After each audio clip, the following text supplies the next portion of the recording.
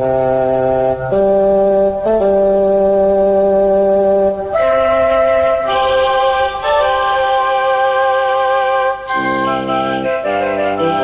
Geeks, Two Beers. Episode 57, David Bowie.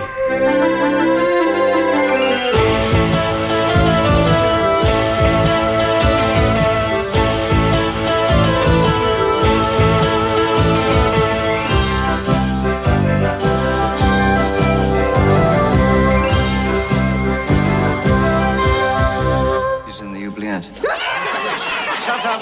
She should not have gotten as far as the oubliette. She should have given up by now. She'll never give up. Won't she? The dwarf's about to lead her back to the beginning. She'll soon give up when she realizes she has to start all over again. Well, laugh.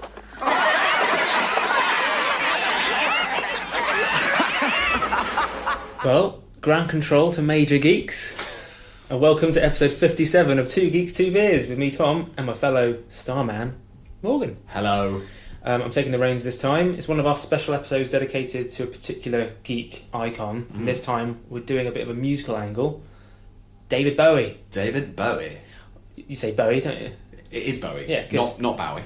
I can't remember if he ever said it. I think he must have said it at some point in his life. No. Well, it wasn't his real name. His real name was David Jones. Yeah. But I presume at some point David Bowie did have to say the words David Bowie. Anyway.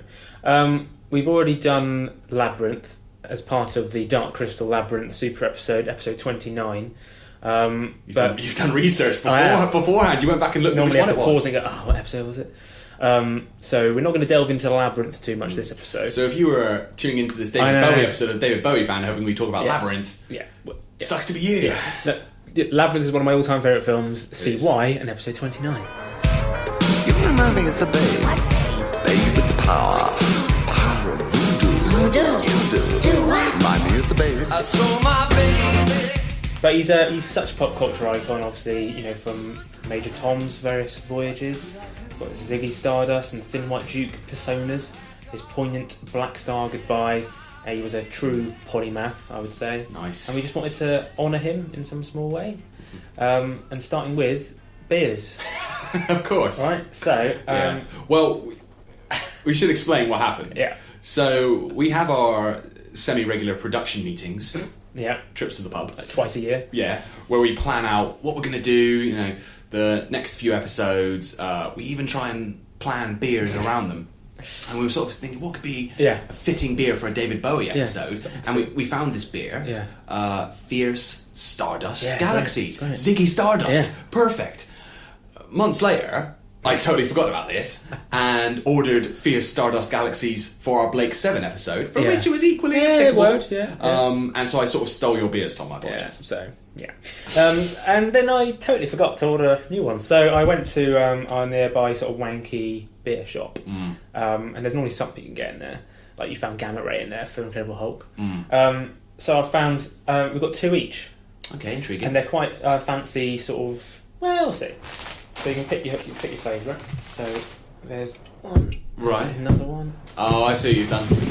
Very good. And another one. I see what you've done. So we've got two each. They're from Tiny Rebel Brewing Company. So we've each got two Rebels. Rebel. Very good. There we go. Very good. They're all a bit fruity. So you can choose your favourites. By which you mean the flavours. Yeah, so you can choose which ones you want. So we've got Frambozy, which is raspberry sour framboise. Framboise. I'm not posh enough, clearly. Pump Up the Jam, which is jam donut pale ale. Intriguing. Stay Puffed, which is marshmallow porter. And then Club Tropicana, which is tropical IPA. Was that drink free? Sadly not. Andy Ridgely was not around to provide that. I definitely want the marshmallow. Okay. But I mean, we can swap halfway. We can mix and match, but you have that one. Maybe we'll reach a point at which we swap. Okay, so. I'm going to have jam donut. Actually, that's fine, because I want... Or do you want the raspberry sour? No, you have raspberry sour. Thank you very much. So I've got marshmallow and raspberry sour. I'm going to start with the marshmallow. I'm going to start with jam donut. All right. Cheers. Oh, hello. You always get this with... it's like flavoured beers. But it's like hints of orange. It's like, that tastes like beer. That really does taste like marshmallow. This does sort taste of a like bit beery like alcoholic marshmallow, but marshmallow nonetheless. This does taste like a... Do you want a bit? There you go. Yeah, swap. Yeah. Thrilling listening to this. Oh, yeah. Oh, that is dark, isn't it? Yeah. But marshmallowy. Oh, yeah. Oh, God. Yeah. Dangerous. This Dangerously one sweet. is dangerous. Yeah. They're all at least 5%. Anyway, it's going to be an interesting ride. It really is. Yeah, I think David Bowie would have liked these beers. I think so. Send you into space, man. So we could have gone through so many different angles if we wanted to tackle Bowie, but I decided... Not physically. I decided I'm not going to go into his music for this, even though that's the thing he's most famous. So again, if you're a David Bowie fan who was hoping we talk about his most famous screen appearance in Labyrinth or his music, no. Look, if we were doing his music alone, maybe we will one day. Maybe we will. Ground control to Major Tom. Ground control to Major Tom. But you could do a whole episode on his influence on like pop culture, just on his music alone. Mm-hmm. You know, sci-fi so often came about through his music. You know, Space Oddity, Ziggy Stardust, Starman, Ashes to Ashes, Life on Mars, all sorts going on. Hello Space Boy, feat the Pet Shop Boys. Do you remember that one? I don't. That was when Major Tom came back in the 90s. Comeback. Yeah. Revival. Yeah. Reboot. But instead, we're going to focus on a number of times where Bowie turned to TV or film. I like it. To further show how talented he was, because apparently he could act as well. He's, you know, one of those people that with no acting experience, as far as I'm aware, he just did it. Thing is, and this is in no way to denigrate the great man, was he like a great actor? Yeah.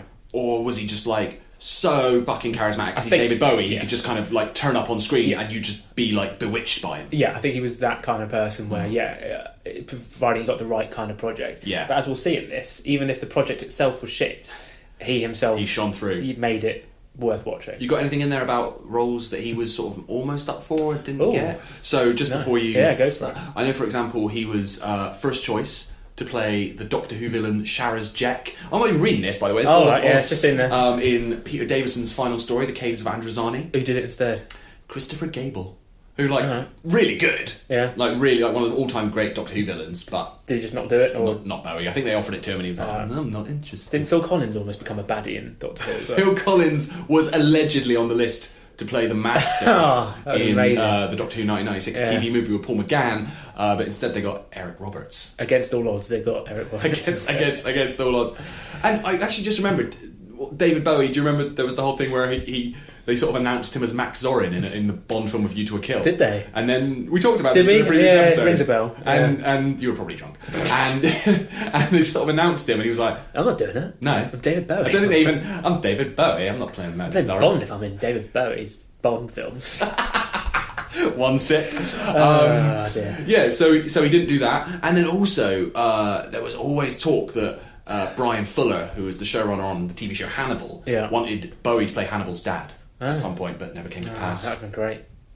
Well, you know, as I've already said, we're not going to take Labyrinth on, because that did deserve its own episode. Even if we did use it with Dark Crystal, which we're stupid about, we should have done 2 separate episodes. We should have.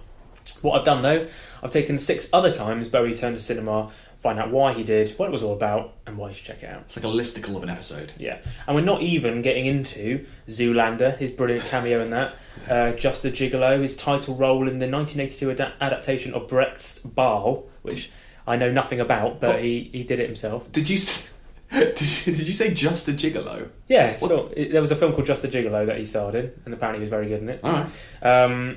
It's frankly amazing performance. I saw some clips whilst researching this. I almost did this, but it was a bit too darker film. It was like, we're not going to get much humour out of that. But he's an amazing performance in a film called Merry Christmas, Mr. Lawrence, where he plays like an army general in a prisoner of war camp, and he's incredible in it. Bowie got range. Yeah, he did comedy in Yellowbeard and Extras, of course. His ode to Little Loser. His ode to 50s culture and Absolute Beginners. Yeah. Which was a bit of a flop, but the song from it, the title song, fantastic. His take on Pontius Pilate in The Last Temptation of Christ. The one with Willem Dafoe? Yeah. See, I've never seen it. David Bowie played Pontius Pilate? Yeah. Yeah, why not? And they're like, what are you going to do, Pontius Pilate? He's like, crucify him. Send Willem Dafoe to the cross. And SpongeBob SquarePants, of course. Weirdly, I didn't know he was in that. Yeah. So we're going to start with his first starring role in 1976's The Man Who Fell to Earth, which was directed by Nicholas Roeg, written by Paul Meyersburg, based on Walter Tevis's 1963 novel of the same name. It's all about an extraterrestrial who crash lands on Earth, seeking a way to ship water to his planet, which is suffering from a severe drought. Now, on paper, that sounds a bit of an odd premise. But Bowie is an alien. Yeah. Perfect casting. Yeah.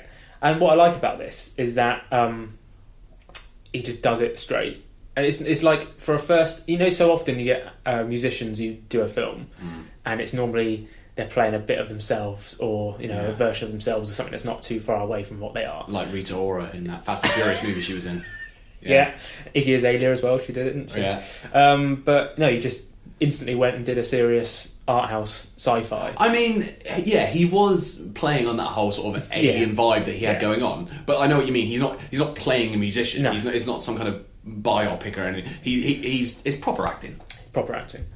He plays Thomas Jerome Newton, who hopes to use his planet's far superior tech to help his home planet, as well as his wife and children back home. Let's watch a trailer. Are you the first? The first what? Visitor? We've always been visitors. Nothing you have seen or heard about David Bowie will prepare you for the impact of his first dramatic performance in The Man Who Fell to Earth. This is another dimension of David Bowie, one of the few true originals of our time. You're really a freak. I don't mean that unkindly. I like freaks. Is this a weapon? A weapon? It's too small for interplanetary travel. Assume that it's a weapon. If I stay here, I shall die. What do you mean? Take me with you. I'll see you don't die. I can't stay. You're an alien! I think you know too much about me.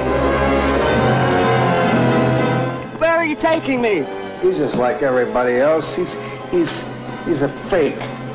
Please don't do it. You don't understand. You might be able to save him. Mary Lou, Save him? help me. From what? Don't. No! Tell me I love you.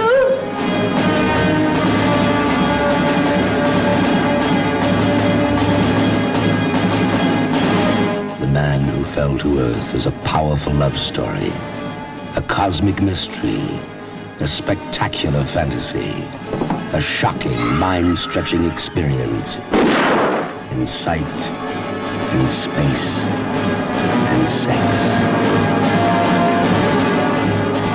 Wow.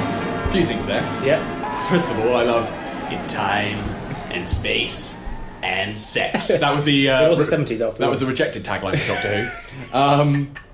Another thing, anytime you hear Gustav Holst's Mars bringing a war from the planet, bow, bow, bow, you know you're in for a good time. Yeah. But also, it occurred to me watching that trailer that The Man Who Fell to Earth has the same plot as, in Friends, when Joey does that play? Yeah. And then he's like, I'm going to go back to Blargon 7 in search of alternative fuels. I'm going to get on this spaceship.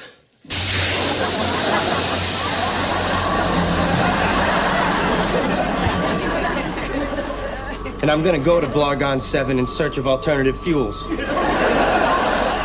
Same plot. Basic plot. He soon becomes wealthy because he patents inventions on his home planet that Earth hasn't got yet. Smart. So he instantly becomes really rich. So because he's essentially Elon Musk. He wants to build like a really special space vehicle so he can do his mission of getting water back to his planet. Eventually, a professor played by Rip Torn. R.I.P. Rip. Discovers that he's an alien and uses Newton's love for alcohol and a lady named Mary Lou against him.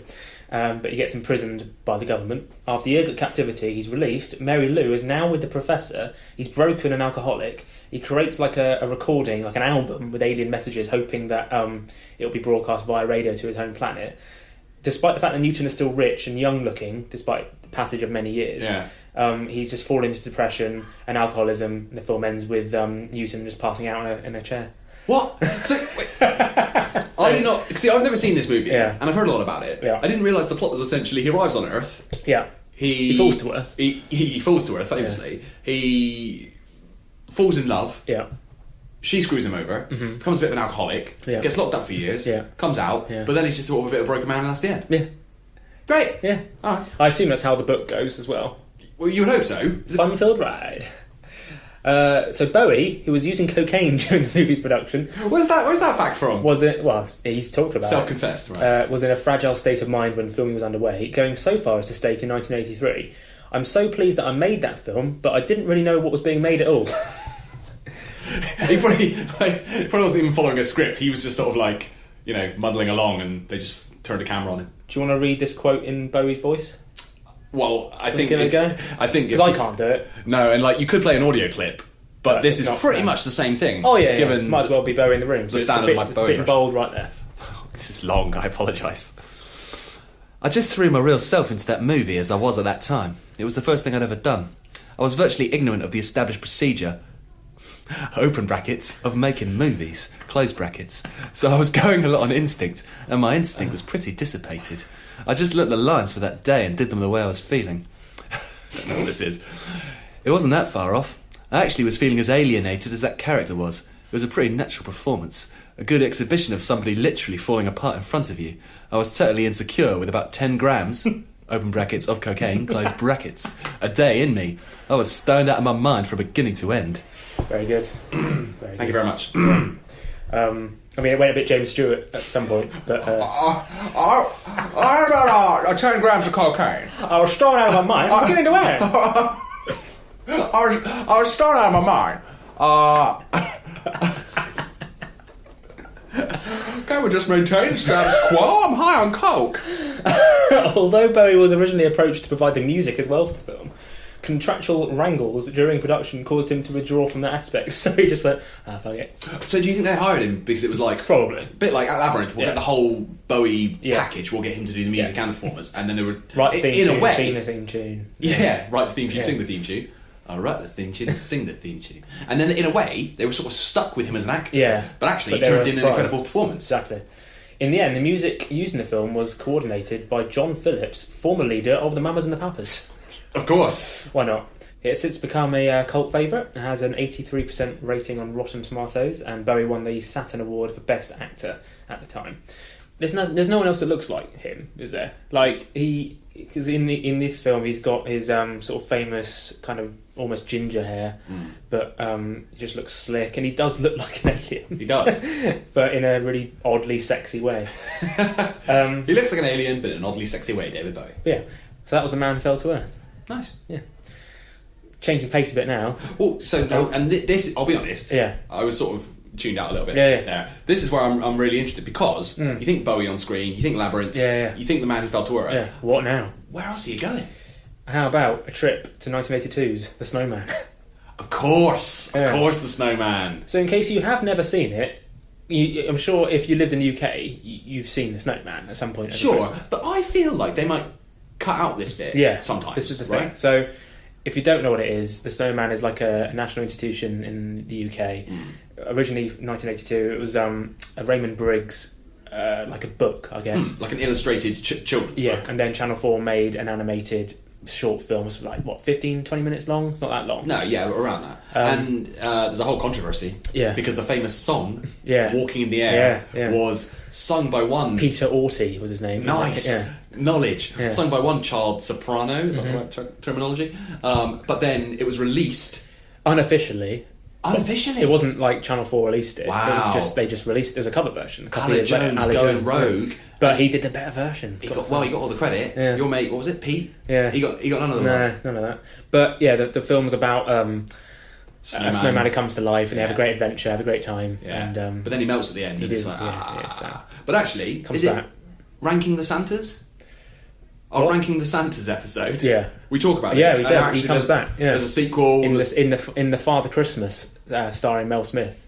The Snowman comes back. Yeah, but then he comes back in the Snowman and the Snow Dog, which was a few years ago. In the Snowman cinematic universe. Yeah. What's the order? Snowman, Father Christmas, Snow Dog.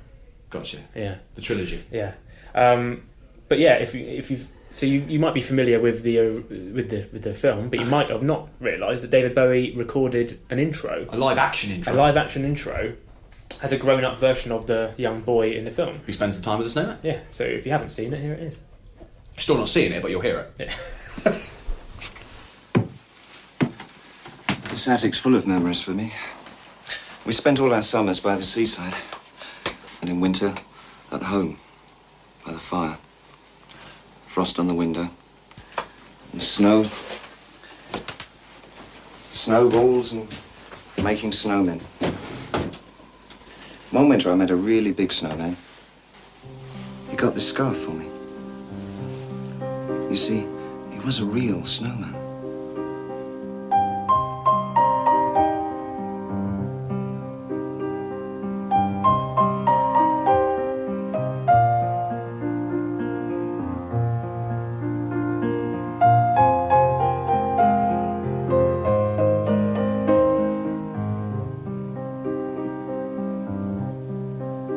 That winter brought the heaviest snow I'd ever seen.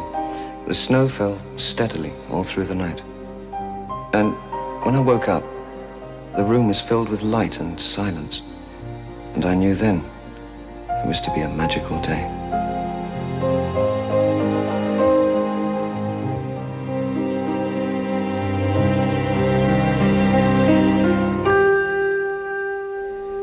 I like that in that Bowie's meant to be ostensibly a normal man, albeit one who had a magical experience with a snowman that came to life, but he's still got that weird alien vibe about him and peroxide hair. He's like, I had a weird experience with a snowman, and it's like, but you're David Bowie. Also, when he's there in the loft, the loft conversion, and walking in the air, you know, you hear the tinkling on the piano. Part of me expects him to start singing and walking. Why did that never happen? Bowie performing Walking in the Air. He could have done it at a concert or something. It would have been magical. Are we sure he didn't? He might have done. Might have done. Let's say he did. Yeah. Its original airings before this featured an introduction featuring creator Raymond Briggs himself, describing how much it had snowed the winter he made Snowman. So is this Snowman director's cut? Yeah, so the original had Briggs, and apparently the American TV networks wanted a more famous name. So, but have you seen this? I haven't seen this. Here's Raymond Briggs. I don't even know what Raymond Briggs looks like. Yeah, I don't. Well, nor will you. I remember that winter because it brought the heaviest snow that I had ever seen. Snow had fallen steadily all night long, and in the morning I woke in a room filled with light and silence. The whole world seemed to be held in a dreamlike stillness. It was a magical day, and it was on that day I made the snowman.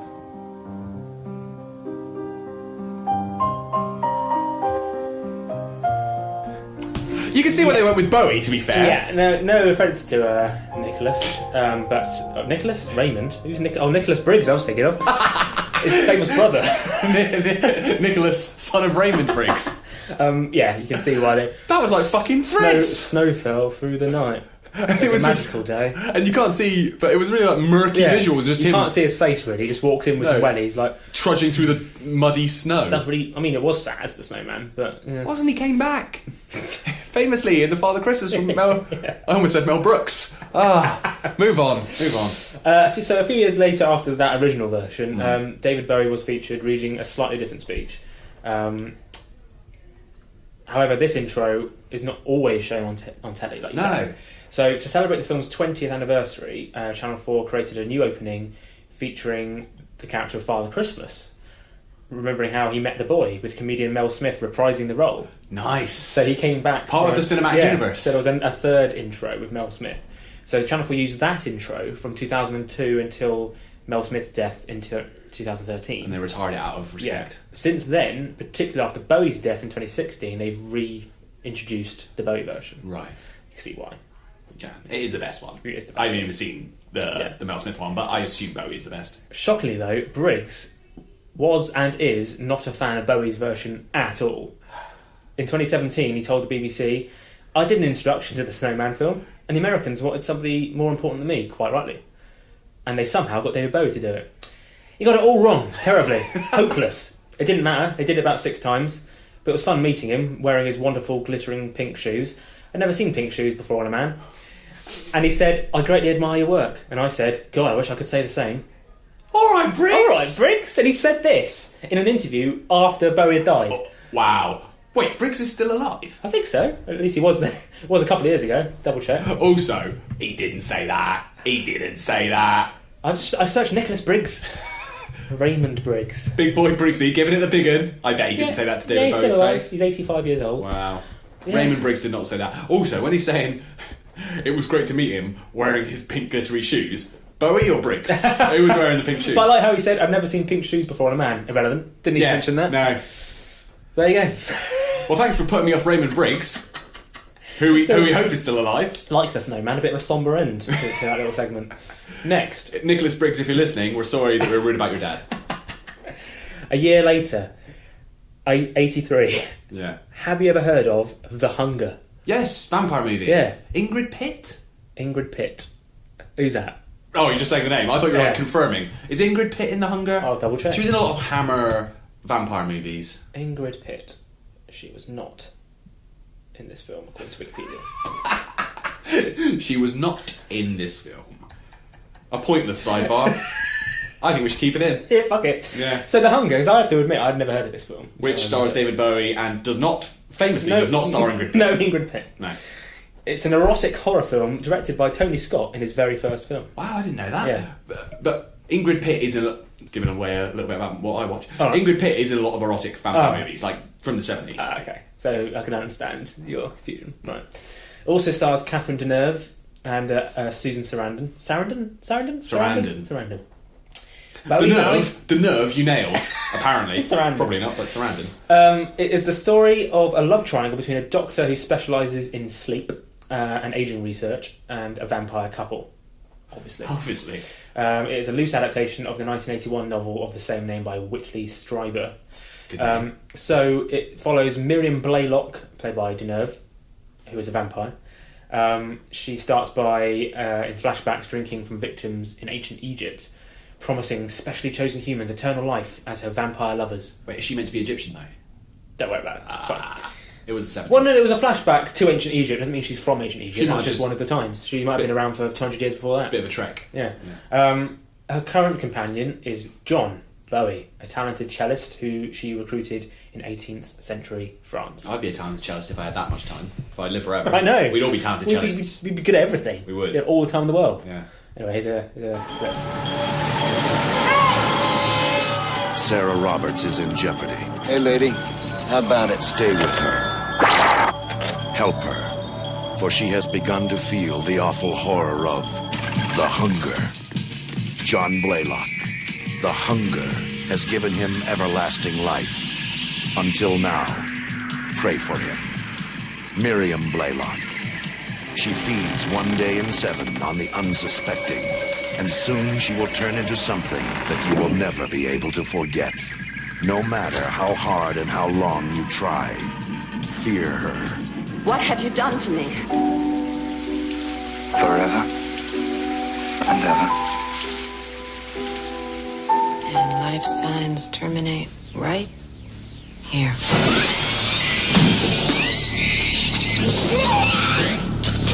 What am I going to do? The timeless beauty of Catherine Deneuve. The cruel elegance of David Bowie. The open sensuality of Susan Sarandon. Combined to create a modern classic of perverse fear.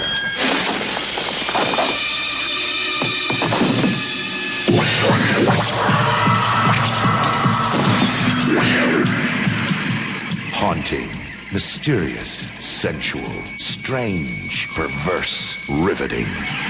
The Hunger.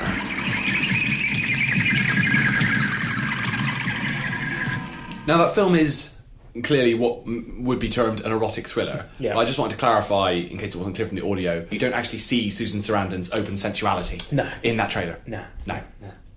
Riveting, sensual, perverse. All right.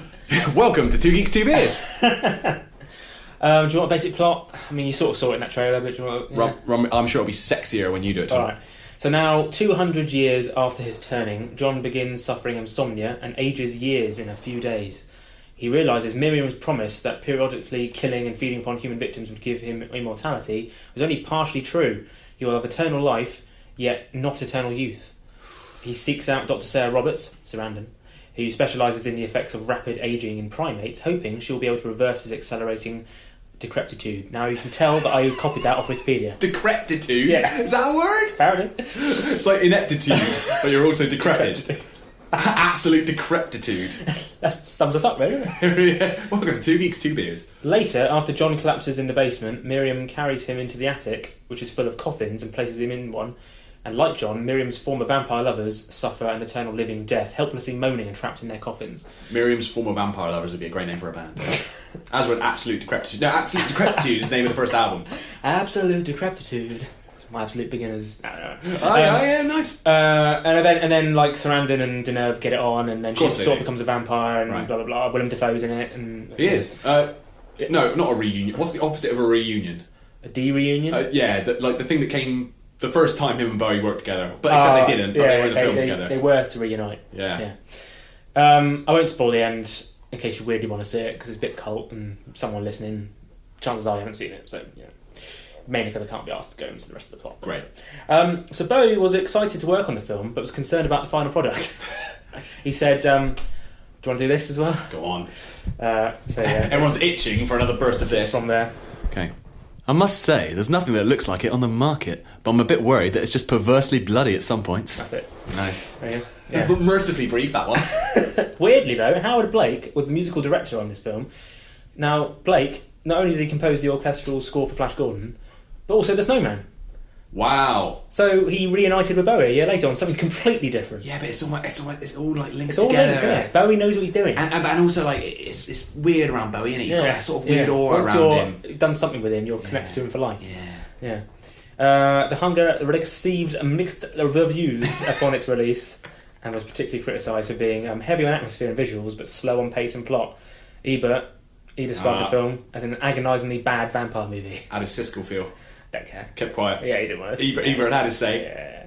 Yeah. The film is popular with, it says here, some segments of the goth subculture. Not even all goths. No. But it did inspire a short-lived TV series of the same name, although the series has no direct plot or character connection to it. Are they sure it's not just another show called The Hunger? For this series, each episode, it's like an anthology series, is based on an independent story introduced by the host. Now, Series 1 was hosted by Terence Stamp. Incredible. And second season by David Bowie. Did you know this happened? No! Yeah. But also, like, as much as I love Terence Stamp, you tell him I'm coming! Tell him I'm fucking coming! You tell him I'm coming! Tell him I'm fucking coming! But why could they just not get Bowie for the first season? So it's called The Hunger, nothing related to the Hunger film. No. And they obviously, as you say, they wanted Bowie, like, okay, well, Stamp's available, okay, let's get Stamp. So here's a little clip of Bowie introducing an episode of The Hunger in the 90s, why not? Wonderful. I conceived the ultimate act. I pushed the boundaries of suicide, art, even death itself. I paid the price for immortality in more ways than one. Be careful what you wish for. You just may get it. But sometimes something happens and that need comes flooding out. Whatever the circumstances, the hunger inside you will take over. And you will pay everything you have to satisfy it. Okie dokie. It's not quite Rod Serling, is it? I mean... Blimey. Yeah. The thing is, Bowie, I could watch Bowie just say things. Yeah. And I watch him in all different eras and go, God, he was sexy, wasn't it? But in a way that it makes no sense that he's sexy. Yeah. Because he's not sexy, yet he's so sexy. And always so cool. Yeah. Yeah. But he changes quite a bit, like physically he changes. And his demeanour does change a little bit, but like, always so cool. Next, 1985, Into the Night.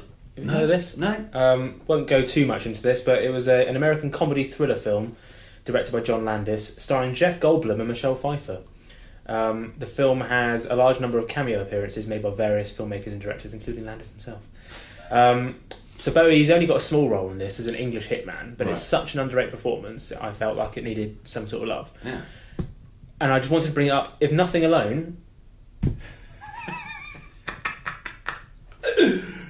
if nothing else, for a scene in which Bowie has a fight to the death against rock and roll legend Carl Perkins, the guy behind Blue Suede Shoes. Why not? Why not? Okay? I don't know if this will translate to audio, but I have to show you it. I might have to, like, fade out in the end. So you've got Jeff Goldblum, really young Jeff Goldblum, looking on going, what's going on? And Bowie's there with a gun, being all English and suave. And then you've got Carl Perkins, who's, like, at this point in his, like, 50s, blue suede shoes, Carl Perkins, going, I'm gonna fucking kill you. What is going... Do you know what? I purposely avoided knowing what the plot is. Because I didn't want to know, because this is beautiful in itself. I don't want context. No, I don't want context. There you go. Play the clip, man. You're very good. You're really very good. I'm amazed we've not met before. I beg your pardon? I've been watching you ever since you left Capers Yacht. Very impressive. I am? Stop performing now, Ed. If that's your name. What are you talking about? Okay. I represent Monsieur Mavi, and I can assure you that he can be far more reasonable than the Savant. The Savant? The Shell Secret Fleet. Death Squad. Iranian Gestapo. Shaheen's boys. Shaheen's boys. I like you, Ed. I do like you. You're very good. The Stones. What? Where are the Stones?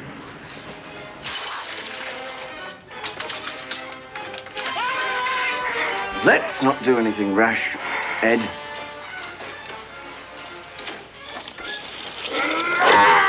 No, son of a bitch!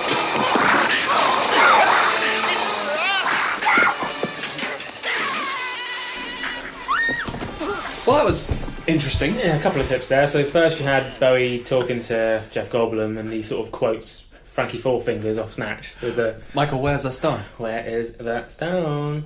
And then the fight to the death with Carl Perkins, which would have made no sense in audio, but it had a knife fight. Rest assured it was spectacular. But I'm surprised that film doesn't have more of a cult following. Yeah. Because if you love your quirky, Bowie and Goldblum... Yeah, no, together. Come on! Yeah. Okay, well, there's that. Alright. Now we transfer to 1992. Oh.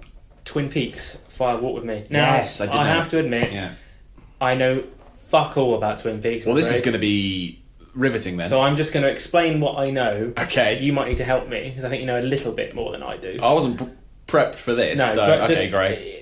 I feel like I had to mention it, to be honest. So this is like... So begrudgingly, here is Tom talking about Twin Peaks Fire Walk One With day Me. I will sit down and watch all of Twin Peaks, even if... Because everything I've seen about it, I know it's meant to be mind-bogglingly weird, but every time I watch it I go, no idea. But to the I don't think that'll change if you do watch it. Yeah, anyway, so this is the sort of one-off film, which was a sequel. Was it a prequel? Bit of both. Bit of both, to the original series. Which... I'm sure most of you know, revolves around the investigation into the this one is about the murder of Teresa Banks and the last 7 days of Laura Palmer from the first series. Yeah. Right.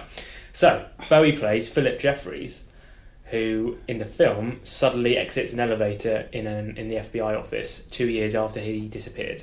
No one knows where he's been and all that. Let's see a clip of him appearing out of nowhere. Cooper!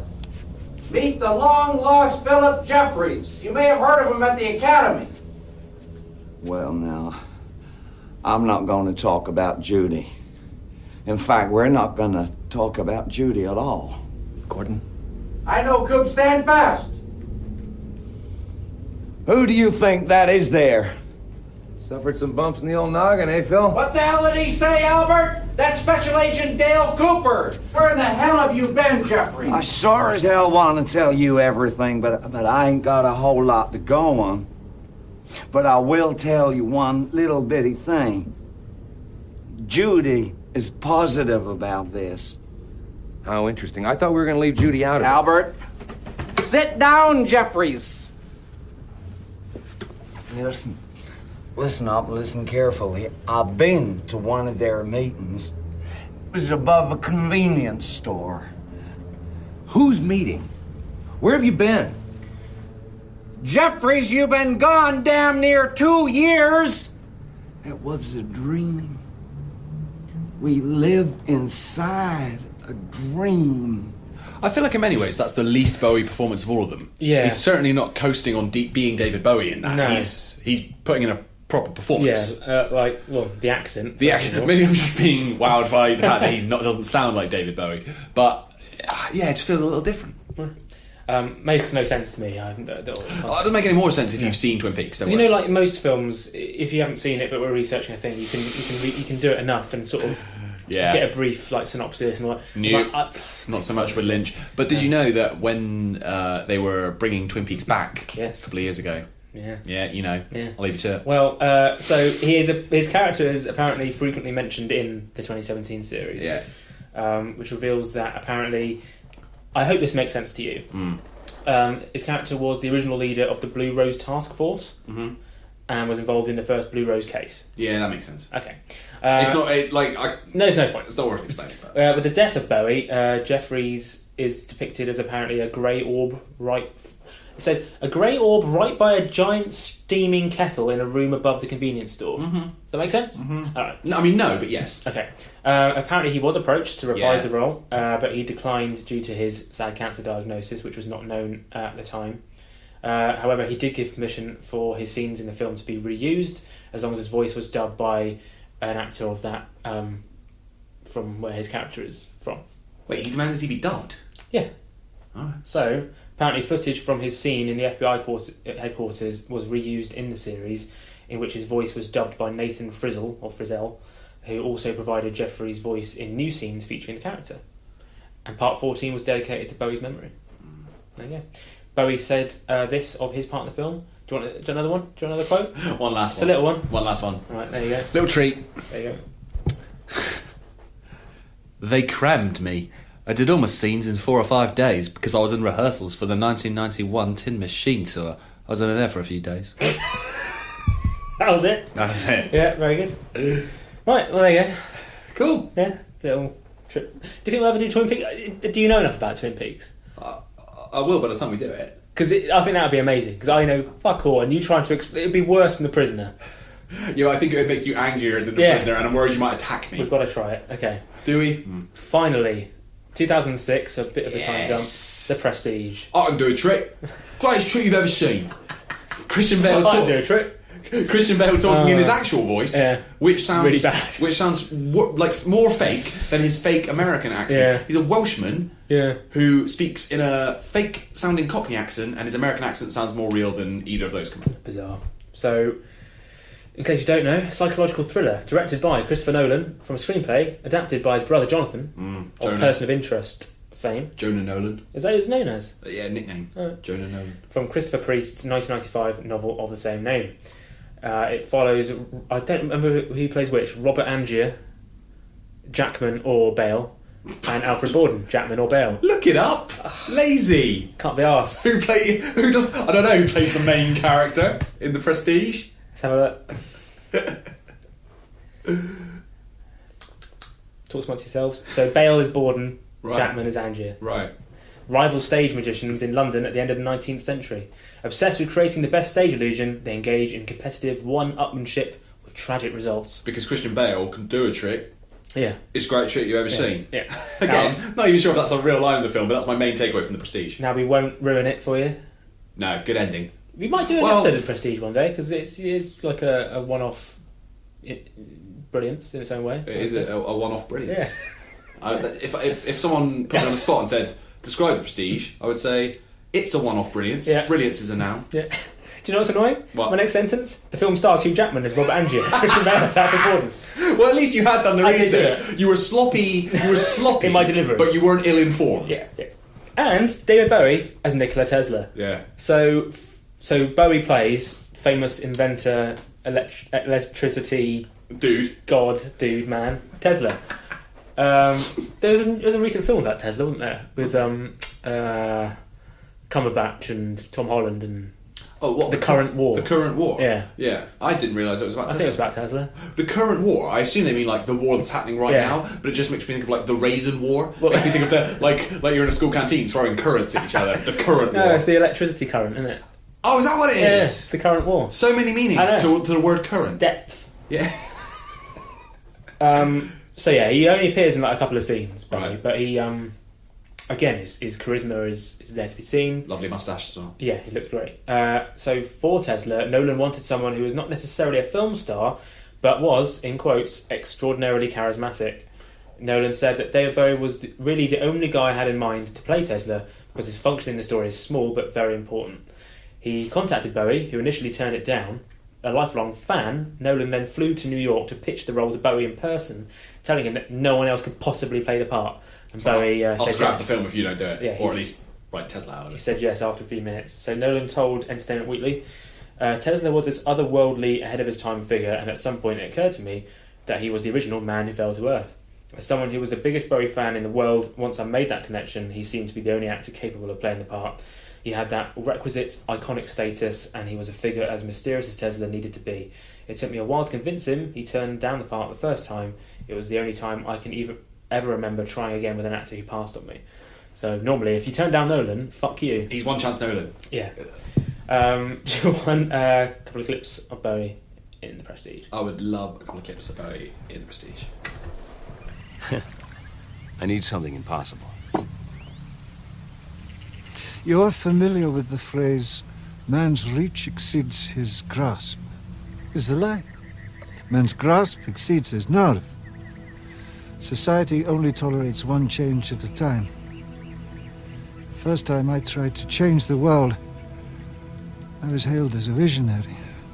Second time, I was asked politely to retire. So here I am, enjoying my retirement. Nothing is impossible, Mr. Angier. What you want is simply expensive. If I were to build for you this machine, you would be presenting it merely as illusion? Well, if people actually believed the things I did on stage, they wouldn't clap, they'd scream. I mean, think of sawing a woman in half. Mr. Angier, have you considered the cost of such a machine? Price is not an object. Perhaps not, but have you considered the cost? I'm not sure I follow. Go home. Forget this thing. I can recognize an obsession. No good will come of it. Well, hasn't good come of your obsessions? At first, but I followed them too long. I am their slave. And one day they will choose to destroy me. If you understand an obsession, then you know you won't change my mind. So be it. Will you build it? I've already begun to build it, Mr. Angier. I hope you enjoy the mountain air. This will take some time. I forgot that there was a time where Hugh Jackman and David Bowie were in the scene together. Yeah. Amazing. That's about it. Okay. Yeah. Those are 6 journeys into the world of Bowie on film. What do you reckon? Not even including Labyrinth. Not even including Labyrinth. Yeah. A mixed bag, it's fair to say. Mm-hmm. As you say, not all of them scream quality, if I'm totally honest. Yeah. Some do. Yeah. Prestige. Yeah. But Bowie's performance, no matter what, never wavers, does it? It's never anything less than, even in those little, whatever Briggs said. Yeah. Raymond, not Nicholas. Yeah, like I say, it's no matter what he's doing, no matter what he's playing, he's always utterly entrancing on screen. Yeah. That's my thoughts. Good. Much as they said in the trailer to The Man Who Fell to Earth, he's one of the few true originals of our time. He is. Don't know why I put on that silly voice. I mean it. He is. He is. Well, there you go. So I reckon for more voyages into the weird and wonderful, including other geek icons such as Keanu Reeves and Bruce Lee, then head to 2geeks2beers.com. You can subscribe on iTunes. What else? Stitcher, Spotify, wherever you get your podcasts. Podbean, yeah. All on there. We've got, before this, 56 other episodes and some other special editions, so get cracking. You can also follow us on social media. Yes. Twitter, Facebook and Instagram. 2 Geeks Cast on all of them. On all of them. All of them. We're also on Patreon now. Please sponsor us in some description. Please sponsor us. We'll give you special goodies and like special episodes and things just for you. Yeah, you can. So I mean, just signing up for the basic rate, you get like special outtakes and mini episodes, all of that for free. Yeah. But if you pay enough, we'll do a special episode just for you. Only you here. Only for you. Yeah. Especially for you. Especially for you. If you want to know about Kylie and Jason, we'll do it. I would quite enjoy that. Yeah, it'd be great. Musical, from one musical icon to another. 2, in fact. So, Yeah, I thought I could leave with a Labyrinth song, but we already did that. We already did that. So, did mention it earlier, very briefly. It's going to be Chubby Little Loser. I thought you were going to say Absolute Beginners, but no, Chubby Little Loser. Even better now. So, one of his all-time greatest screen moments, where he teamed up with Ricky Gervais, who somehow convinced him to do this. I don't know how. And technically, Bowie's last ever live stage performance was introducing Ricky Gervais in Vegas, I think it was, or somewhere like that. Yeah. Didn't you speak to Ricky Gervais? Yeah, I did. Well, do you know what? Yeah. Let's have a clip of Ricky Gervais talking about this very moment. Let's do it. You mentioned Bowie, and I saw it on Reddit the other day. I don't know if this was true, but it was said that technically his final ever public performance was singing Chubby Little Loser. It was, to me in Madison Square Garden. He did extras. I invited him to do extras after we sort of became friends, and then to return the favour, he asked me to play a benefit in New York, 2007, the Highline Festival, which he curated, and I went over, and it was sold out, and they didn't know he was going to be there, and he walked out in a tuxedo with a little harmonica, and he just went, Chubby Little Loser, and the crowd went crazy, and he brought me on, and that was technically his last, and extras was his last filmed appearance, I think. So that must be all surreal as a fan and a friend of his to have that. It was. Sometimes I forgot he was David Bowie because he was a friend, and he was David Jones, and he was a normal bloke, and I don't know what I expected.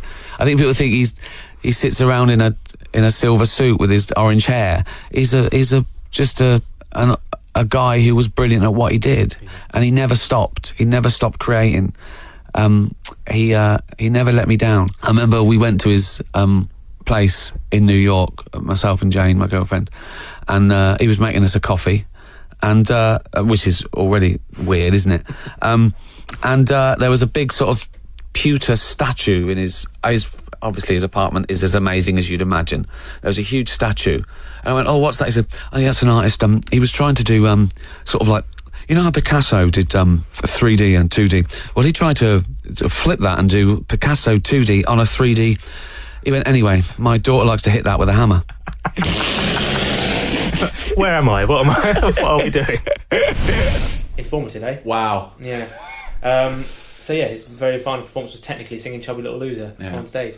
My favourite moment in this is when he says Chubby Little Loser, the way he spins round, like a gifted comic performer. Really good. Chubby Little Loser, a little spin. I think there was an interview Gervais went where he said, yeah, do you know, I just need a song for it. It's like, what do you need? Like just a Life on Mars type thing. It's like, oh yeah, I'm just going to make a Life on Mars in 10 minutes. I'll just knock out a Life on Mars for you, shall I?